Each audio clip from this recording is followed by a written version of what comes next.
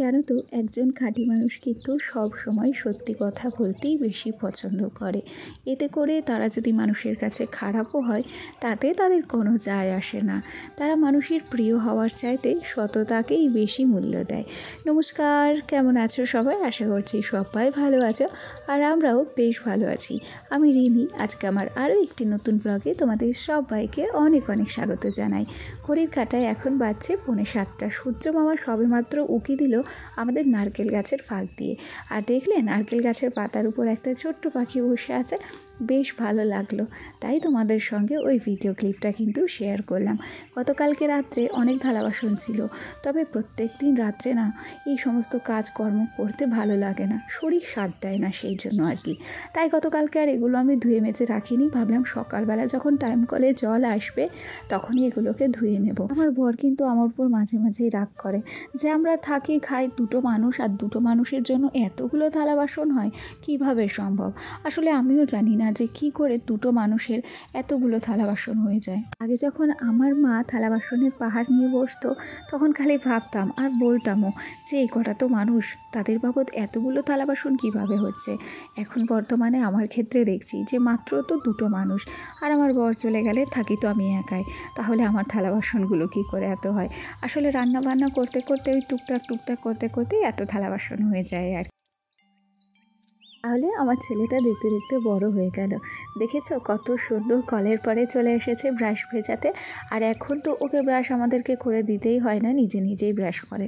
তবে প্রত্যেকটা বাচ্চাদের অন্তত 5 বছর পর্যন্ত তার মা বাবার দায়িত্বেই ব্রাশ করানো উচিত। কেন কি ওরা মিষ্টি খায়, চিনি খেতে পছন্দ করে। দাঁতটাকে যদি আমরা সুন্দর করে ব্রাশ করে না দিই, তাহলে কিন্তু দাঁতটা নষ্ট হয়ে যাওয়ার সম্ভাবনা থাকে। আমার ছেলে মোটেও আমাদের ব্রাশ ধরতে দেয় না। যতটা জোরজাবস্তি করে ব্রাশটা করিয়ে দিই, কান্নাকাটি হুটো পাটা ছোটাছুটি করে। যাই হোক, গল্প করতে করতে মুখটা ধুয়ে নিয়েছি। আগের দিনে একটা দিদি ভাই আমার ফেস ওয়াশের নাম জিজ্ঞাসা করেছিলে। আমার ফেস ওয়াশটা হচ্ছে দ্য ডার্মাকোর anti acne face wash. Face ওয়াশটা সত্যিই খুব ভালো। আমার যেহেতু একটু পিম্পল র্যাশের প্রবলেম রয়েছে, তবে বর্তমানে কয়েকদিন দেখছি আমার মুখটা পুরো ক্লিয়ার হয়ে গেছে। সত্যি আর কোনো পিম্পল বলো, র্যাশ বলো, কোনো কিছুই দেখতে পাচ্ছি না। বেশ ভালো লাগে কিন্তু ফেস ওয়াশটা আমার। সকাল সকাল প্রচুর কাজ রয়েছে, তাই তাড়াহুড়ো করে বাসি উঠোন টুঠোন সমস্ত কিছু ঝাড়ঝুড় দিয়ে আমি আগে রেডি হয়ে নিয়েছি। তারপর টাইম কলে জল চলে এসেছে বলে গ্যাসে একটু জল গরম করে নিয়েছিলাম। আর তারপরে কি করেছি জানো? বিছানার চাদর, বালিশ কভার, আমার সোনার জামা প্যান্ট সমস্ত কিছুই কিন্তু আমি বেশ ভালো করে ভিজিয়ে নিলাম।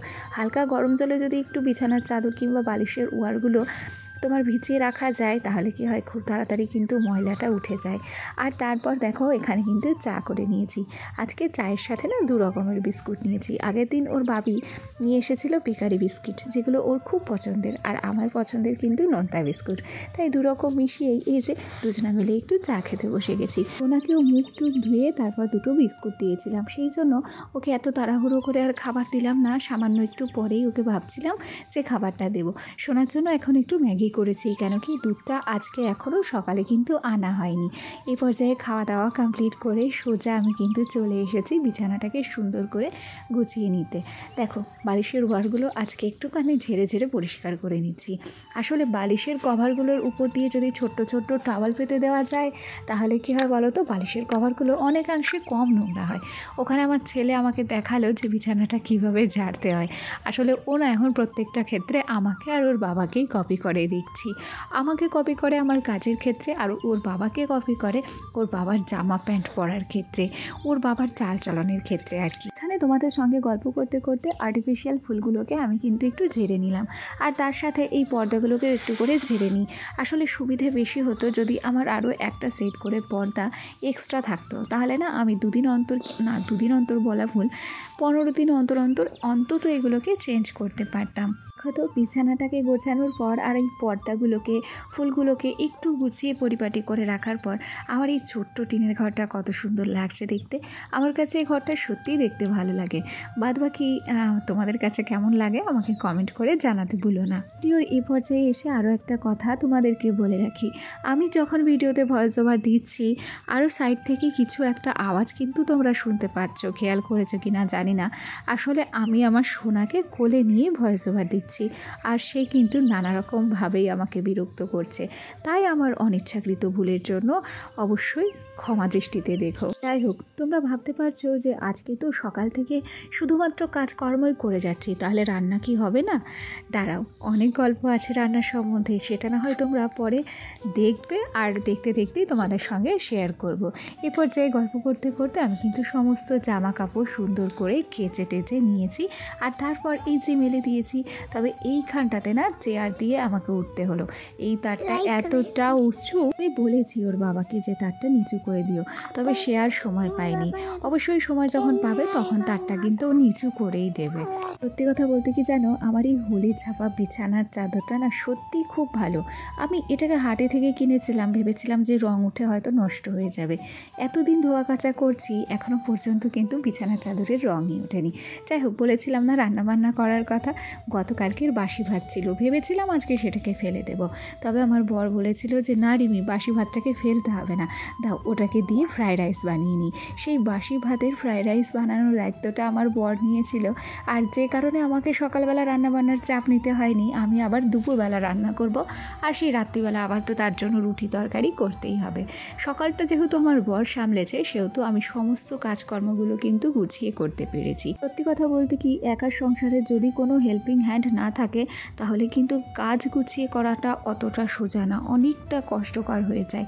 আজকে দেখো, সকালটা আমার বর সামলেছে বলেই কিন্তু আমি এই বাড়ির সম্পূর্ণ কাজগুলো নিজের দায়িত্বে করতে পেরেছি। বাথরুমটাকে সুন্দর করে পরিষ্কার করে নিয়েছিলাম, যেহেতু বাথরুমের সামনে একটা কাঁঠাল গাছ ছিল, তাই কাঁঠাল গাছের জন্য না এই বাথরুমটা সবুজ শ্যাবলা পড়ে যেত। ভালো করে ব্লিচিং পাউডার দিয়ে রেখেছিলাম, তারপরে হালকা করে ঘষতে সমস্ত শ্যাওলা উঠে গেছে। এখনও পর্যন্ত 10% আছে বলতে পারো। সেটাও ভাবছি এরপরে একদিন অনেক আগে ব্লিচিং পাউডার দিয়ে পরিষ্কার করে নেব। এ পর্যায়ে আমি উঠোনটাকেও কিন্তু সুন্দর করে ঝাড় দিয়ে নিয়েছি। তারপরে কোনো কিছুই আর তোমাদের সঙ্গে শেয়ার করতে পারিনি। যে সমস্ত জামা কাপড় আমি ধুয়ে দিয়েছিলাম সেগুলো শুকিয়েও গেছে, আর এই তো সেগুলোকে এখন কিন্তু আমি সুন্দর করে ভাঁজও করে নিচ্ছি। দেখেছো, বলেছিলাম না যে গরম জলে জামা কাপড় ভেজালে জামা কাপড়গুলো কিন্তু খুব সুন্দর করে পরিষ্কার হয়ে যায়।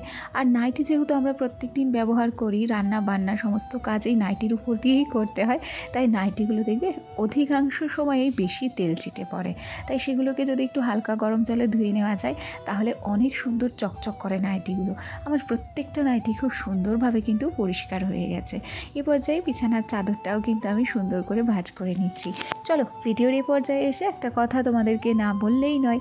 আমার যে সমস্ত বন্ধুরা প্রথম থেকেই আমার সাথে আছো, পাশে আছো, তোমাদেরকে অসংখ্য ধন্যবাদ জানাচ্ছি। আর আমার যে সমস্ত নতুন বন্ধুরা আজকে আমার ভিডিওটি প্রথম দেখছো, যদি কোনো কারণে আমার এই ছোট্ট ভিডিওটি তোমাদের ভালো লাগে, তাহলে অবশ্যই করে একটা লাইক করো, কমেন্ট করো। আর হ্যাঁ, তোমরা চাইলে আমার এই ছোট্ট পরিবারের একজন মিষ্টি সদস্য হয়ে আমার পাশে থেকে যেও। পর আবার তোমাদের সামনে চলে এলাম কিন্তু সন্ধেবেলা চা করে খাওয়া হয়ে গেছে, সন্ধেও দেওয়া হয়ে গেছে। এখন এই যে রাত্রে রান্নার জোগাড় যন্ত্র করছি, আজকে একটু আলু দিয়ে ফুলকপি দিয়ে মাখা মাখা করে তরকারি করব। আর সেই জন্য দেখো, এই যে মিক্সিতে আমি কয়েকটা কাজু বাদাম, একটু গোবিন্দভোগ চাল আর একটা বড় এলাচ মিক্স করে নিয়েছি। আর এই যে রাইস ব্র্যান অয়েল অর্ডার করেছিলাম, সেটাই না একটা জারে ভরে নিয়েছি। তবে এই জারটা আমি অনেক দিন আগে কিনেছিলাম মেলা থেকে। যেহেতু 1 লিটার তেলের জার ছিল, তাই 1 লিটার তেলই কিন্তু এতে এঁটে গেছে। জারটা কেমন লাগছে অবশ্যই কমেন্ট করে জানি। আজকে ফুলকপিটা একটু অন্যরকম করেই রান্না করব, তাই ফুলকপি আলুকে আগের থেকেই কিন্তু ভাপিয়ে নিয়েছিলাম। এরপর টমেটো দিয়ে সুন্দর করে কষিয়ে নিলাম, আর তারপর যে গোবিন্দভোগ চালের সঙ্গে কাজু বাদাম বাটার পেস্ট ছিল, সেটাকেই কিন্তু ভালো করে ছড়িয়ে দিয়ে সুন্দর করে নাড়াচাড়া করে নেব। এরপর পরিমাণ মতো দেব হচ্ছে জিরে গুঁড়ো, তারপর দেব হচ্ছে গরম মশলাগুলো, তার সাথে ঘি আর চিনি দিয়ে নাড়াচাড়া করে কিছুটা সময় ঢাকনা চাপা দিয়ে দিয়েছিলাম। আর তারপরেই কিন্তু এই যে আমার ফুলকপি আলুর তরকারি রেডি। চলো, ভিডিওর এই পর্যায়ে কারা কারা আমার সাথে আছো জানি না, তবে যারা এখনও পর্যন্ত লাইক করোনি, প্লিজ একটা লাইক করে দিও। চলো, আজ তাহলে আসি, কাল আবার দেখা হবে, টাটা।